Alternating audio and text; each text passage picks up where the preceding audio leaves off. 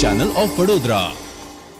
વડોદરાના ક્રિકેટર યુસુફ પઠાણે પાલિકાના પ્લોટ પર કમ્પાઉન્ડ વોલ બનાવીને દબાણ કર્યાનો આરોપ માજી નગરસેવકે લગાવ્યો છે। તેને પાલિકાના સત્તાધીશોને પત્ર લખીને જરૂરી કાર્યવાહી કરવા માટે જણાવ્યું છે। વડોદરાના ક્રિકેટર અને હાલ તૃણમૂલ કોંગ્રેસના બહેરામપુર બેઠક પરથી લોકસભાના સાંસદ યુસુફ પઠાણ દ્વારા પાલિકાના પ્લોટમાં દબાણ કરવામાં આવ્યું હોવાના આરોપસર ભાજપના પૂર્વ કોર્પોરેટર વિજય પવારે મામલો ઉજાગર કર્યો છે।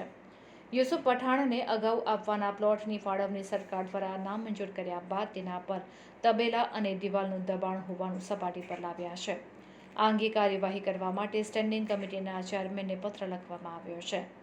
તાંદલજા વિસ્તારમાં શુભમ પાર્ટી પ્લોટ પાસે આવેલા પાલિકાની માલિકીના પ્લોટ નંબર 70માં સાંસદ યુસુફ પઠાણ દ્વારા કમ્પાઉન્ડ વોલ બનાવીને દબાણ કરવામાં આવ્યું હોવાનો આરોપ ભાજપના પૂર્વ કોર્પોરેટર દ્વારા લગાડવામાં આવ્યો છે।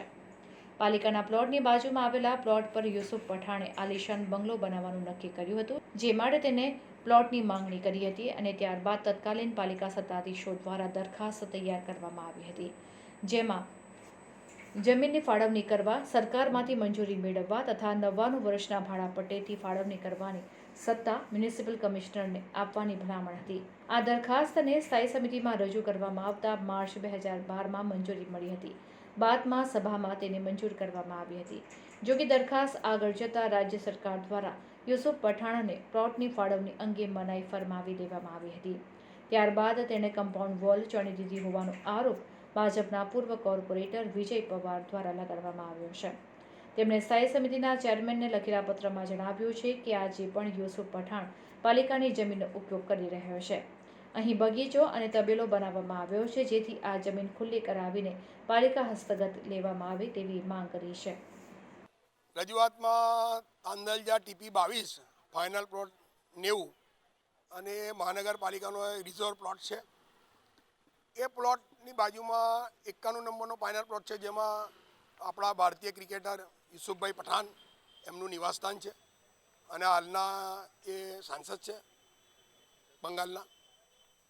હવે યુસુફભાઈ પઠાણનું જે મકાન છે એને આખું એ 90 નંબરનો પ્લોટ એની અંદર આવી જાય છે।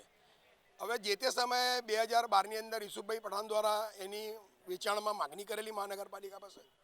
મહાનગરપાલિકાએ દરખાસ્ત બી પાસ કરેલી, સામાન્ય સભામાં દરખાસ્ત પાસ થઈને એની કિંમત નક્કી કરવામાં આવેલી કે લગભગ 57,200ની સમથિંગ એની કિંમત નક્કી કરેલી હતી। 978 ચોરસ મીટરની જગા છે। એ જગાની રાજ્ય સરકાર પાસેથી મહાનગરપાલિકાએ પરમિશન માગી કે ભાઈ આ અમે જવા આપવા માગીએ છીએ।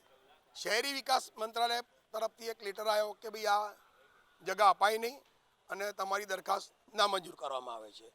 ત્યારબાદ એ જમીન જે આપણો પ્લોટ છે ફાઇનલ પ્લોટ 90 નંબરનો, મહાનગરપાલિકાએ એ પ્લોટ પોતાના હસ્તક લઈ લેવો જોઈએ, એની પેરેફેરીમાં ફેન્સિંગ કરી લેવી જોઈએ, પણ એ જે તે સમયે ફેન્સિંગ થઈ નહીં। આજે કમ્પાઉન્ડ વોલ થઈ ગઈ મોટી, એ પ્લોટ કોની પાસે છે એ કોઈ જાણી ના શકે। મારી સરકારને અને મહાનગરપાલિકાને એવી રજૂઆત લેખિતમાં કરેલી છે કમિશનરશ્રીને, સ્ટેન્ડિંગ કમિટી ચેરમેનને, કે આપણે સરકારી જમીન ઉપરના ગરીબોના ઝૂંપડા બી હટાવીને એમને બીજે ઠેકાને કે ત્યાં ઠેકાને મકાન આલીએ છીએ, બાકીની જમીન પીપીપી ધોરણે બી ફાળવીએ છીએ, રોડ પરના લારી ગલ્લા ઉઠાવીએ છીએ। તો આ સરકારી જમીન આપણી પોતાની તે આપણે તાત્કાલિક અસરથી એ આપણા પોતાના તાબામાં લઈ લેવી જોઈએ, એ મારી એને રજૂઆત છે।